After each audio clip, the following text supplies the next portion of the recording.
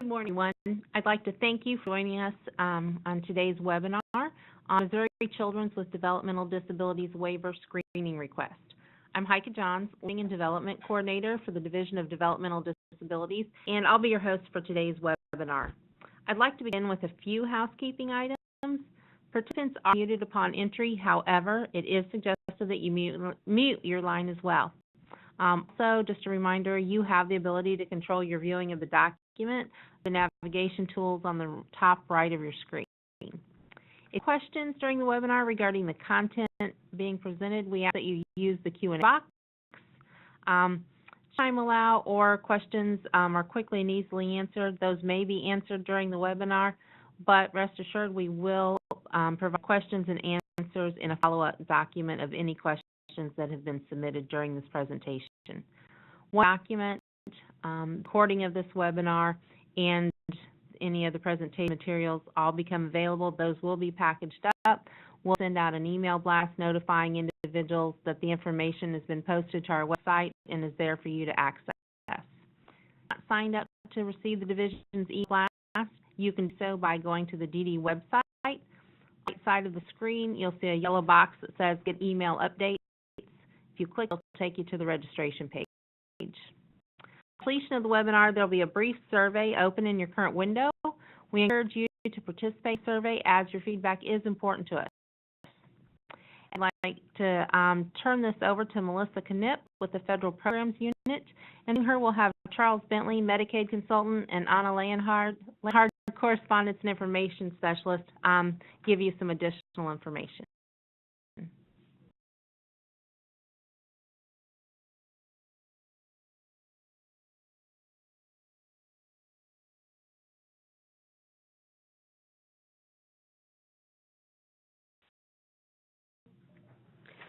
I want to take a few minutes to present a brief overview of the Missouri Children with Developmental Disabilities Waiver, also known as the MOCDD Waiver and the Lopez Waiver.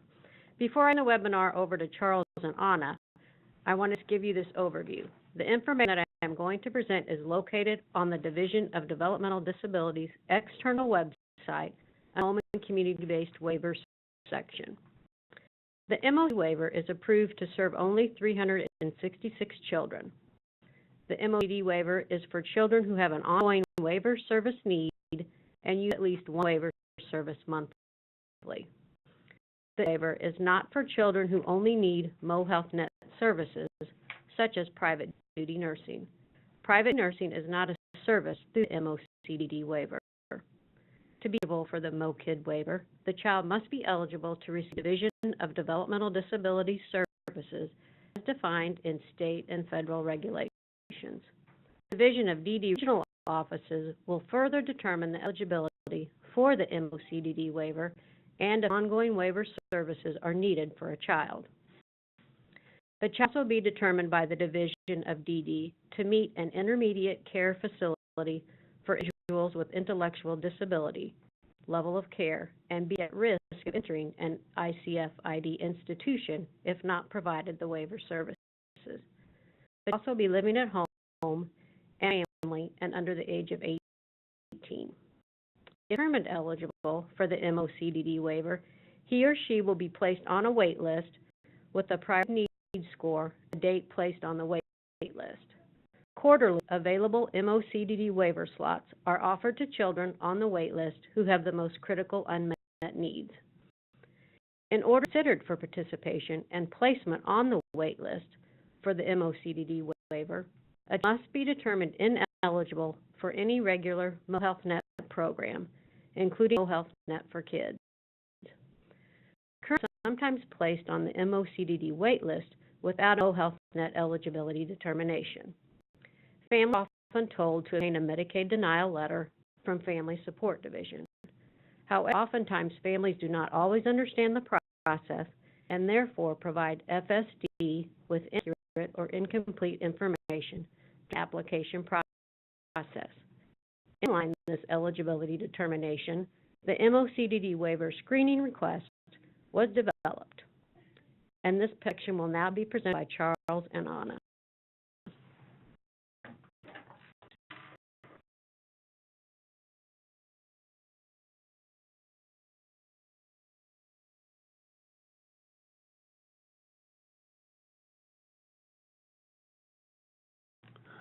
Thank you, Melissa. Melissa said what she was talking about is the determination of what the child needs to be in the waiver and what goes into determining if they can authorize to receive waiver services. Do they medically need those services that are provided through the waiver? Then the next step is so for this waiver, unlike our other waivers, there's a special Medicaid eligibility category for children that does not consider the parent's income and assets. And these things are connected, determination of the need for the waiver services and the Medicaid eligibility in the special income limit category, or what we refer to as the MOCDD Medicaid category. But they're related, but what we've done in the past is we made you, because of the limited slots, we've required people to make application for other Medicaid categories, be elected, then have to apply again to get put in the special category for the Lopez waiver. And we really look at the eligibility rules to be in that Medicaid category for the MOCDD. To be determined eligible is the child has to have a disability. Well, everybody we're considering for waiver services is going to meet that requirement. We have to provide medical records to establish that. Then the child has to be authorized for a waiver service. And if authorized for the waiver service, then FA only needs to verify the child's income and the child's assets. If the child's income is below the income limit, which I believe is $13.11 a month, and the child's assets are below the asset limit of $3,000, the child is eligible. So as far as the eligibility category goes, there's no requirement that actually has to have applied and been rejected for another category.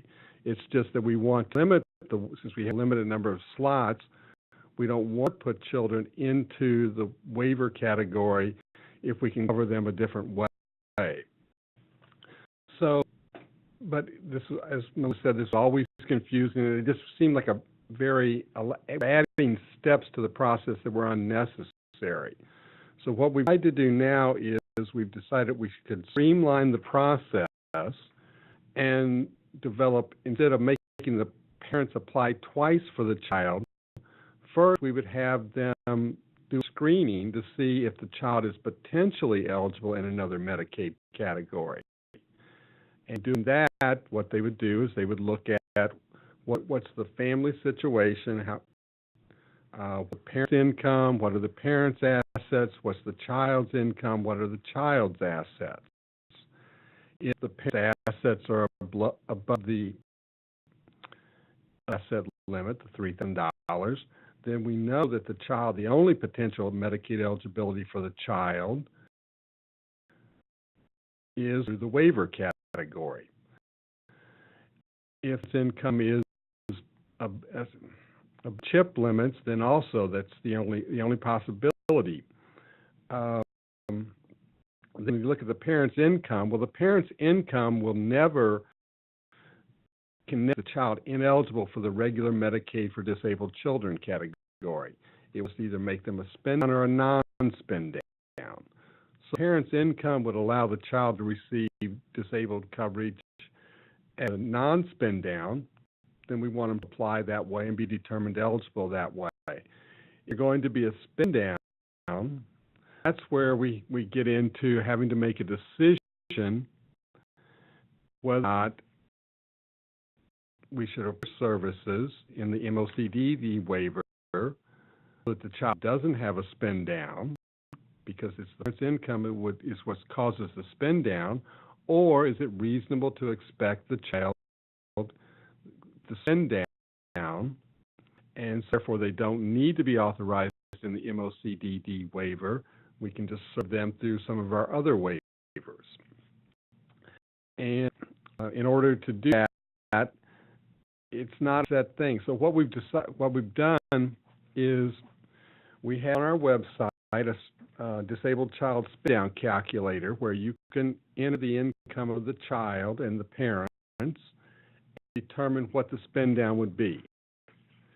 In our new process, that information along with verification of the parent's income, the parent's assets would be sent in with the screening form that I'm going to talk about in just a minute. And if the child could be eligible with down, then the PU unit will look and determine whether or not they think it might be difficult spend down to meet. They will then refer the case back to the support coordinator, and it is that you would then discuss this child has a $500 spend down. Can they meet that spend down with the other services that they other medical needs, or to create a hardship? If you decide that the spend down is so high that the child isn't going to be able to meet that spend down, then that child can be considered and can be authorized for waiver services. If the child maybe had a $50 spend down, it's probably going to be very likely that you're going to, well, that's going to be something they can meet, and they would not need to be authorized for the waiver. The expectation would be they should meet that spend down. $1,000 spend down, you're getting into an area where it's much more difficult, and they're more likely that we would say the only way we're going to be able to cover them with Medicaid at all is if we do it through the waiver. And just in between, and that's where it really gets into looking at individual circumstances before a decision can be made. So I'm going to turn it over to Anna and let her go through the screening form. Is what's on your screen now, and the front part of it is just explaining the purpose, the qualifying factors, submitting the request, and the next step. The second page is the actual form that will be completed by the DD support coordinator or information specialist. And this is an internal form. Do you have the second page? Okay. It looks like second page available.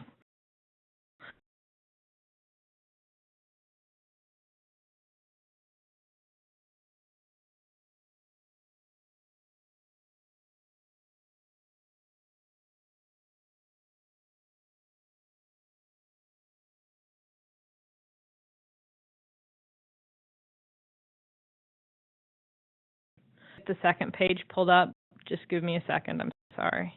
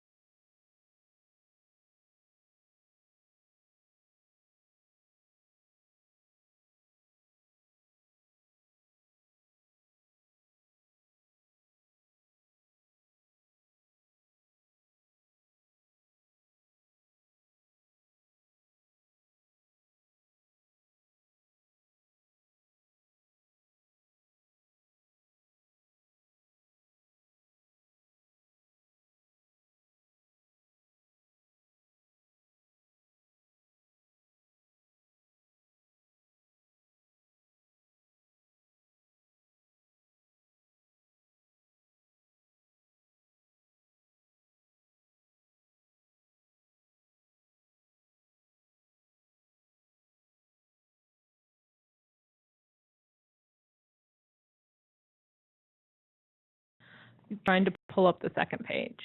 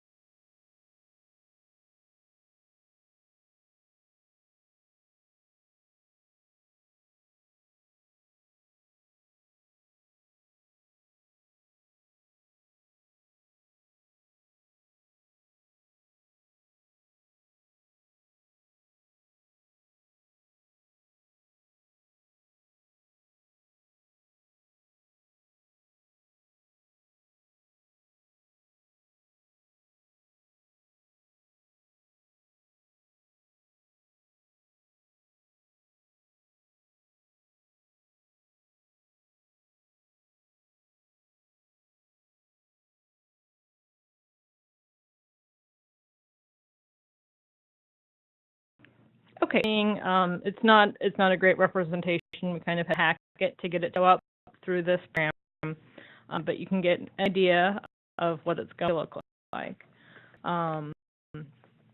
So this will be out by the support coordinator or information specialist, and filling out the consumer's name. That would be the child's name, their date of birth, and their DMH ID. Their permanent address, that would be their parent's address, guardian's address, and the phone number. If they're receiving inpatient care, if they're in the hospital or out of the home, you want to enter that information, the name of the hospital facility, their admit date, and if there is anticipated discharge date, you want to include that.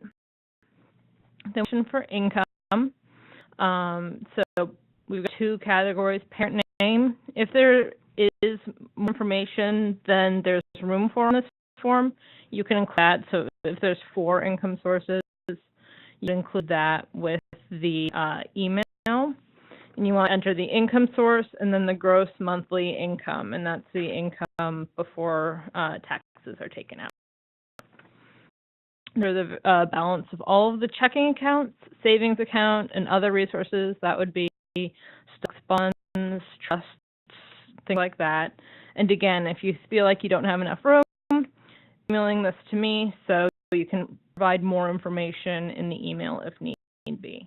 There's a small field for other information, such as if the client has private insurance, which may impact eligibility depending on the program. Give me your name, your phone number, and your email address so I can make sure I can get back to you.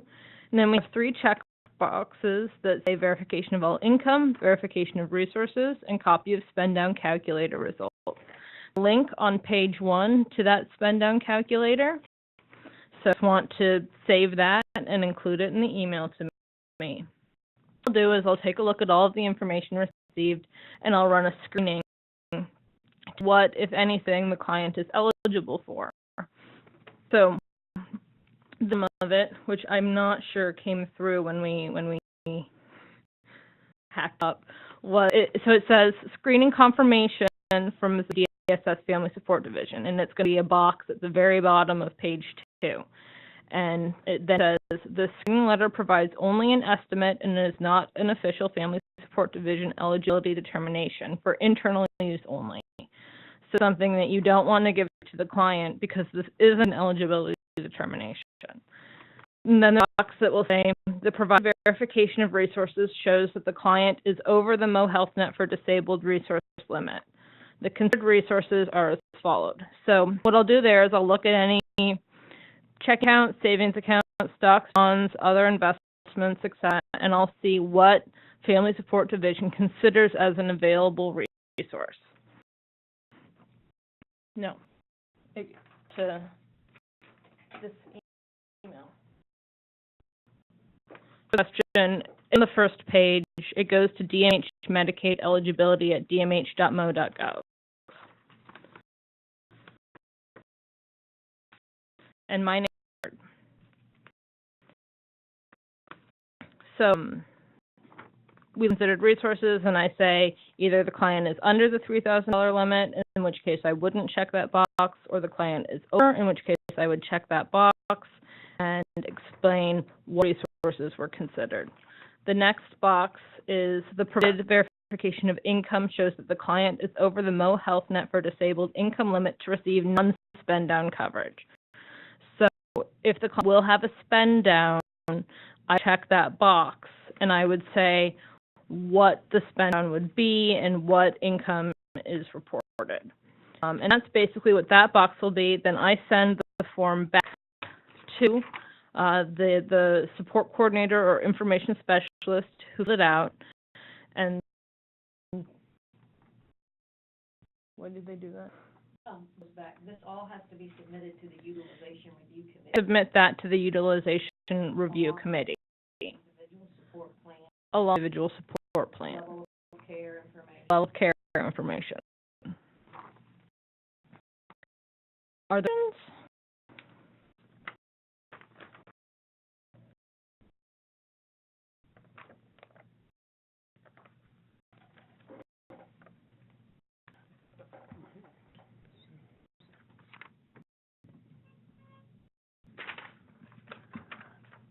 the question is, who is speaking now that we send the MOCDD screenings to? Send them to that special email that's on the first page of this, the dmh.medicaleligibility@h.mo.gov. The FPU unit will look at it. They'll then give it to Anna Leonhard, who was speaking, who is our FSD liaison based here at DMH Central Office. But who you send it directly to her, you send it to that special email address, which is monitored by the FPU and myself, because we use it for other things. And you're supposed to put ID waiver screening request in the subject line, so that, for instance, Leslie Bradley, who would be looking at a lot of these with Anna, would know that this is an MOCDD screen. Then what I wanted to say is Anna told you when she would check the two boxes and what the result would be, and what those means. If, for instance, though, say she finds that the resources appear to be under $3,000, or the child would be non-spend down, or the child would possibly be eligible for just the Mo Health Net for Children's category, she won't either of those boxes, then share that information, and the information will go back to the support coordinator with an email saying the child appears they could be eligible for another Medicaid category, with instructions on how to just then go ahead and submit the application. This goes to the Medicaid eligibility email first, or to UR first? Medicaid eligibility email first. And the decision is that it looks like it's potentially eligible. If the only potential eligibility appears to be through the OCDD category, then that's where you get all that other information and send it to the UR.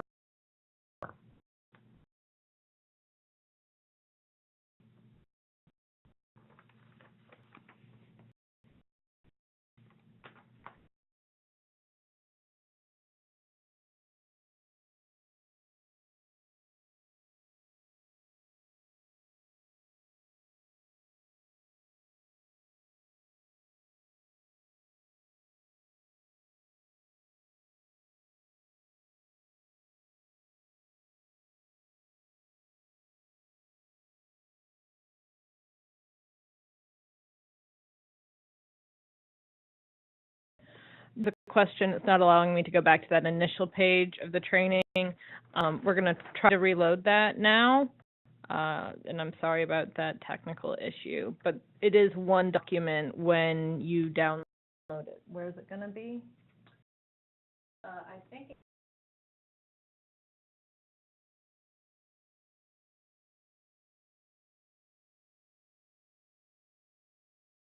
Okay. To the registration, and it's also on the federal programs page. It will be.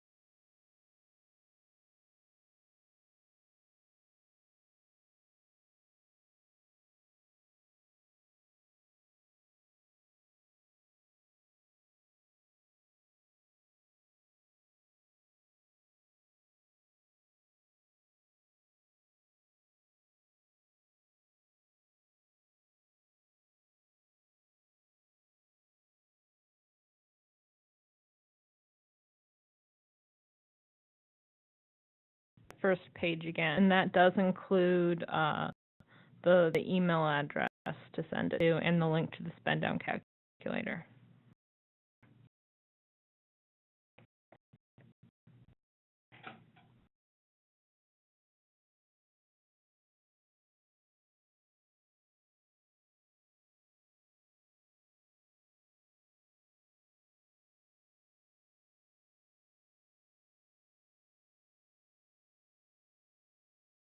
The question is it now the responsibility of the support coordinator to obtain copies of bank account balances and income documentation? That's our intent, that when because the family is coming and talking to the support coordinator, you're working with them, that it's easier for you to tell them that this is information you're going to need, ask them to give that to you, and you submit it along with the screening tool.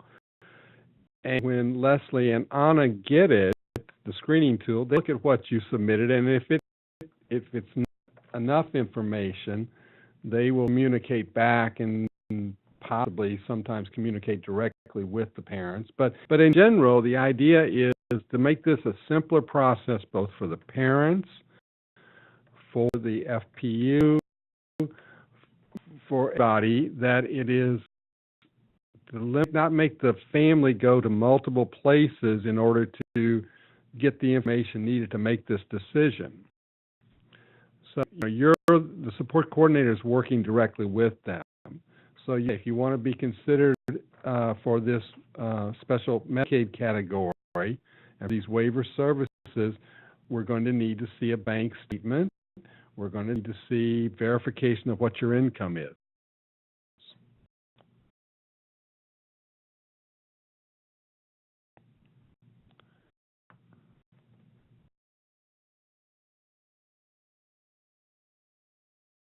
Questions about the process, or does the support coordinator need to obtain copies of their private insurance policy? No. I just need to note that they have other insurance. Having insurance wouldn't make them necessarily ineligible for the MOCDD category, but it helps with the screening. For the Medicaid for disabled children, the regular category, having other insurance doesn't have any effect. As part of the screen, when they look at the parent's income, they'll also look to see would the child be eligible for Mo Health Net for children. And for that, for income above 50% of poverty, if the child has other insurance, they're not eligible. So a family's income could be up to 300% of poverty, and they would be eligible in the CHIP premium category with and if they're eligible that way, we would want them to apply for Mo Health Net for children and approved and pay that premium in order to get services. But the category, the CHIP category, if they have other insurance, they're not eligible. So reporting the insurance, when Anna is looking at the screening, she would see, oh, the parent's income is below this, but wait, other insurance, so it's not a possibility.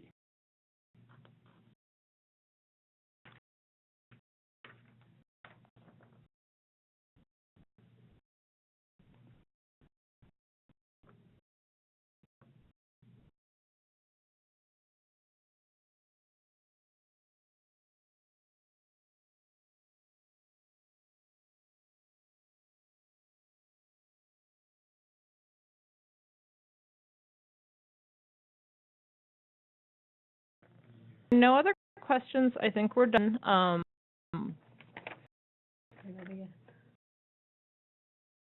We'll note with the link and the question and answers section later. So we're doing the screen's done before having the parents apply for Mo Health Net, and sort of the whole point is, in us, we were making the parents apply twice, and that's a waste of everybody's time. So this allows us to do screening and determine whether they even what they apply for. I mean, could go ahead and apply for other Medicaid if they want to, but as a general rule, if they're coming in and inquiring about the waiver, they have a general idea that they wouldn't qualify for Medicaid otherwise. So that's why we just don't want to make them have to apply twice. You can determine that, yes, based on a screening, that the only really realistic way for Medicaid coverage for this child is through the waiver. So this one's for you, Melissa. Will there continue to be a wait list for this waiver, and how is that managed? Yes, there's always a wait list for the MOCDD waiver, and as I mentioned earlier, that wait list is pulled quarterly, and kids are offered slots based on their priority of needs score.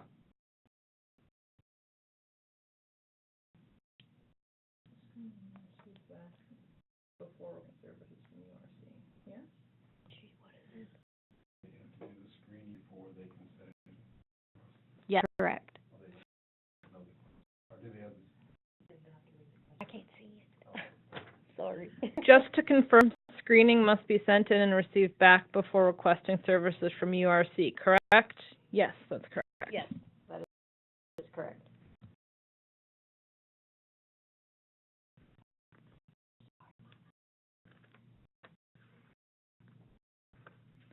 Other questions?